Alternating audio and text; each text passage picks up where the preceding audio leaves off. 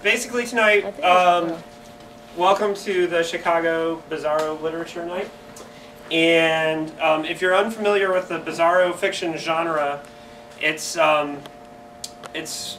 group of authors who are trying to start a new subcategory of literary fiction, much like, you know, if you go to Barnes & Noble's, you'll see maybe science fiction and mystery or whatever. Basically trying to start a genre for people who like cult type fiction, who generally we don't have an area for that type of fiction. Stuff that isn't easily classifiable anywhere else. Kind of similar to like the works of David Lynch would be in film. But there's a broad spectrum within Bizarro, and you'll probably notice that just with the four authors reading tonight. But the easiest way to get an introduction to Bizarro is the four main Bizarro publishers are Raw Dog Screening Press out of Maryland, Afterbirth Books out of Seattle, Eraserhead Books out of Portland, and Swallow Down Press, which is also out of Portland. I'm here to represent the Pacific Northwest tonight. My name is David Agranoff. I'm from Portland, Oregon. And the easiest way to get involved with reading Bizarro fiction is to buy the starter kits, which are only $5. And they're an incredibly good deal because they have 10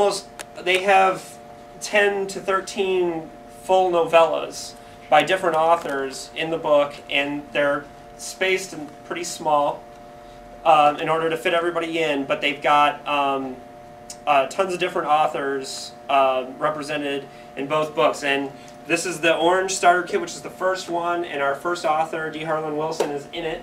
And then our second one has, I believe, it has Eckhard in it, who's here tonight. And so, you know, this is a really great way. For $5 you can get a ton of literature, and it's really good stuff. We also have other books by the Bizarro publishers. Afterbirth is my publisher, so I brought a lot of their books. And the authors, of course, brought their work. So, and we can talk about that later. But first up is D. Harlan Wilson. And he's a writer out of Dayton, Ohio. So he came all the way from... Oh, excuse me. Which is worse. Which is worse. Yeah, he teaches at Wright State, which would have been my alma mater if I hadn't quit. But I started there. But yeah, D. Harlan Wilson David is a fantastic Bizarro writer. I'm personally a huge fan of his science fiction novel, Dr. Identity, which is kind of like a real zany, like, I don't know, Philip K. Dick meets Monty Python. It's totally awesome. And my wife just read this, and she was cracking up the whole time. So, and he's going to be reading from his unpublished so far, soon to be coming out. How soon is it coming out? In August. August. Blankety Blank, which is coming out from Raw Dog Screaming in August. So thank you, David. Sure. Hi everyone, thanks for coming. I'm just going to start, or I'm just going to read the first chapter of the book. I don't know how much of a preface I want to get. You know what? I'll read the back of the cover description to give you a little context. Basically, this is a strange book about a middle-aged Dutch-American guy who is experiencing a sort of midlife crisis kind of thing. The back cover reads, Rutger Van Trout, that's my protagonist, has worse problems than his mundane existence in the all-consuming, all-suppressing Bulgaria of Grand Rapids, Michigan. Well, Bulgaria is a kind of overgrown suburb of McMansions.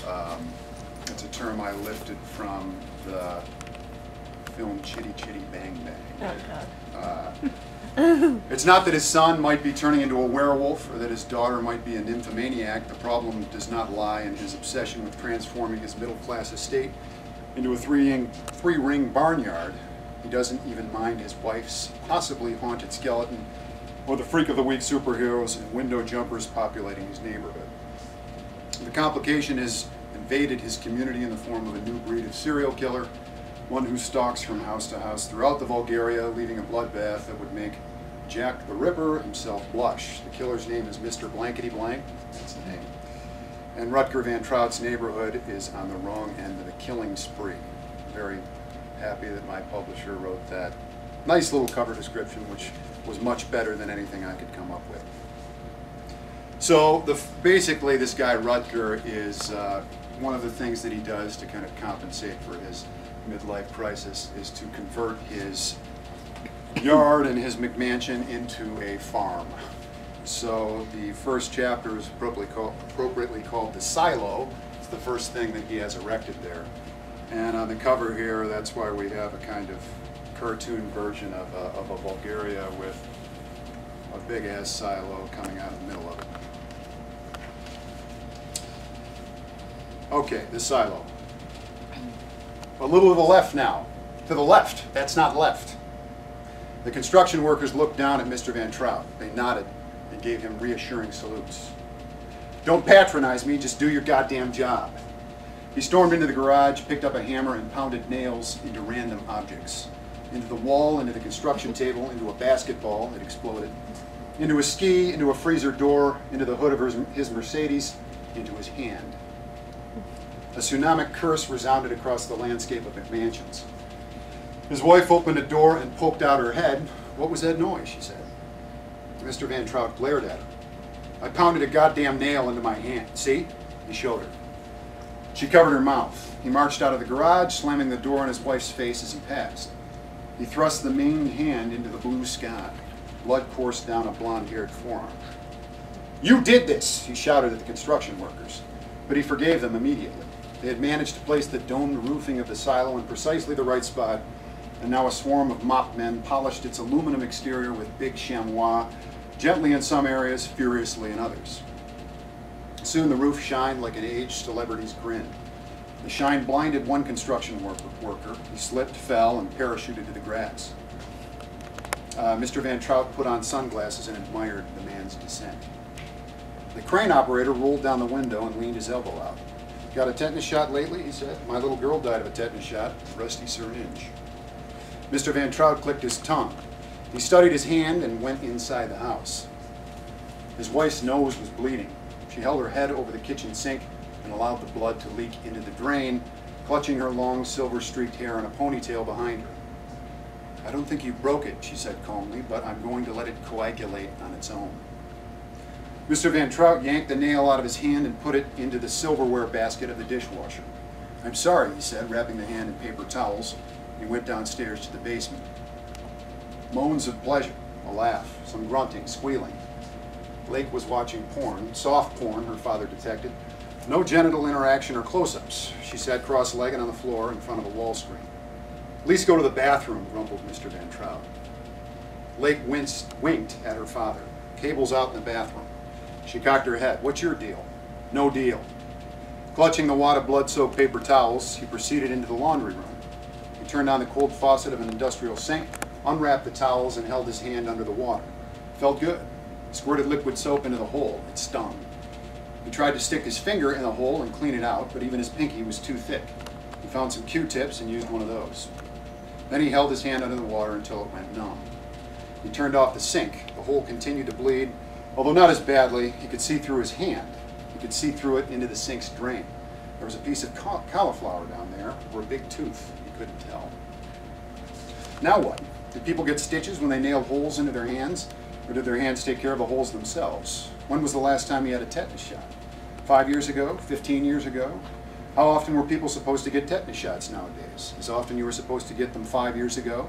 As often as you were supposed to get them 15 years ago? As often as you were, is the number of years for 5 years and 15 years the same? If so, what is that number of years? If not, how many numbers of years fall between the former and the latter? And which number is correct despite contemporary medical opinions? Despite old-fashioned medical opinions? To what degree does the effect of a tetanus shot vary depending upon one's physiology and genetic disposition? Was Mr. Van Trout going to die? Was he ready to die?